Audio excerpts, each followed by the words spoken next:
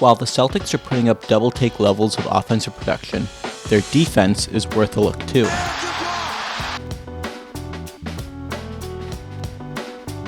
Boston lost arguably their two best defenders this summer, and have still managed a top 5 defense so far. Though it helps when you replace one All-NBA defender with another. There are a few new wrinkles to the Celtics scheme. Typically, any defense wants to avoid putting two defenders on the ball, because it creates an advantage. The Celtics have used peel switching to try to stop penetration without putting two on the ball. Peel switching is basically when a man gets blown by, instead of trying to recover, the closest defender rotates down, and the original defender immediately scrambles to the open man on the perimeter. Brown or Tatum would be the conventional help here. Instead, Horford helps one pass away after Smart gets blown by. The Celtics started to use it in Games 6 and 7 against the Harden pick and rolls, and have carried it over to this year. The Celtics use it often as an extension of the lowest man rotating to help off the corner, then a creative way of closing out. It's also just another way for the Celtics to keep their scary 7'3" Latvian rim protector in the paint, so defenders will funnel their man into Porzingis and quickly shoot out to the open man. The Celtics are allowing lots of above-the-break threes and very few from the corner, which is the shot profile defenses want. The Celtics will aggressively help one pass away, even though this is the cardinal sin of NBA defense.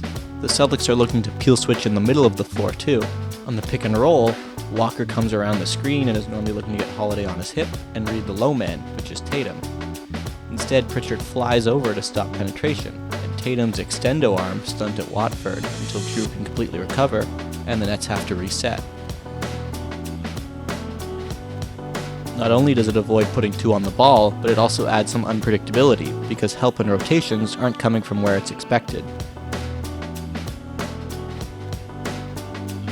It takes high-level communication and anticipation, which isn't always there. We see Drew call for it late, and Pritchard doesn't get to the shooter in time, and that's target practice for Dinwiddie. The Celtics are still ultimately okay getting burned on this sometimes, as long as they can protect the rim and corner threes. You can see how much they'll load up on the ball. White completely ignores Melton above the break, who is a scorching 5 for 5 from 3 and over 40% on the year, to protect against the drive and load up against Maxey. Coaches have to really trust their defenders to switch on to a guy who's already at full tilt from a difficult angle. It will cause a lot of fouls, as poor Hauser has to beat the Maxey runaway train to the spot. The Cavs had some success game planning around this nail help by running their pick and rolls away from the nail, giving their guards more space and forcing the Celtics to guard pick and rolls with only two guys. The 76ers adjusted, expecting extra help, and they used Covington setting a pin screen when Tatum is left to guard two 76ers. This aggressive nail help is something lead assistant coach Charles Lee likely brought with him from Milwaukee. Lee was the architect of the Bucks defense, which had a similar shot profile to the Celtics.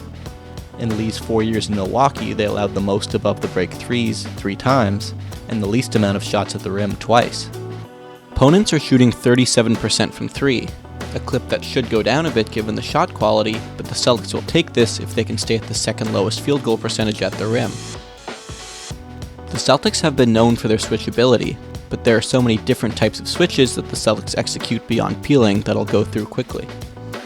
Their base defense is to switch 1 through 4 and have their bigs in a deep drop against the center, trusting their guards to navigate screens and live with open pull-ups.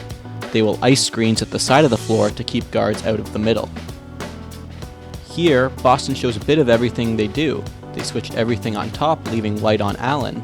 Porzingis gets White out of the post, and when Allen goes to screen again, White pre-switches, taking Allen again so the Cavs can't attack Porzingis.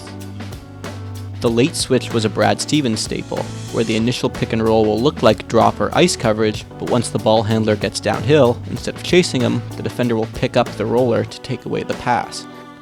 So keep an eye out for creative ways the Celtics are changing their defense without their two schematic anchors in Smart and Robb. I'll be watching league-wide how offenses will adjust to peel switches and if teams will try to scheme around it.